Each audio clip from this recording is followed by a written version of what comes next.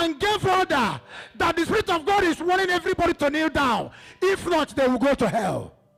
The whole congregation knelt down. Pastor stood, was speaking in tongue. Ba, ba, ba, ba, ba, ba, ba, ba, ba, ba, ba, ba. You told them to kneel down. You told them to kneel down, but you were speaking in tongues.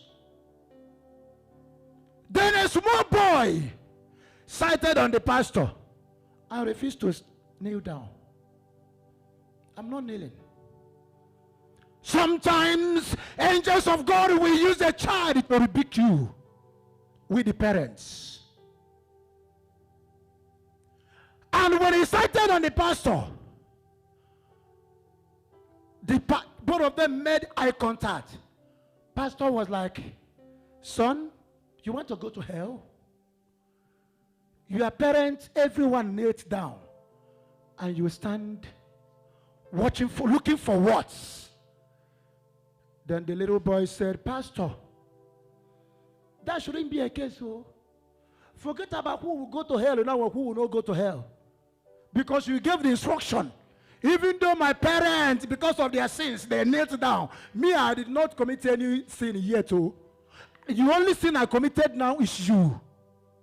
The only sin I knew now is you. Pastor, I am watching at you. I'm looking at you. You told us to do this. What are you doing? Can't you do what you said that we should do so that we can learn from you? God bless that child. That is the kind of child we will raise in this church. The child that will look at their parents, no matter what, and say, Mama, the way you are doing is not good. If I grow up, I will not behave like you. I know that you may hate that child or slap that child, but that is your problem. One day you will stand before God and give accounts. Such a child that I want to raise in this church. A child that will confront their parents. Mama, you are telling me not to do this. Daddy, you are telling me not to do this, but you are doing the same thing. How do we raise next generation that will serve God if we keep compromising? This little boy said, Pastor, you are the Bible I am reading now. I cannot read. You are the one that preach it. I'm watching you. Kneel down first. What happened? Pastor, look at him.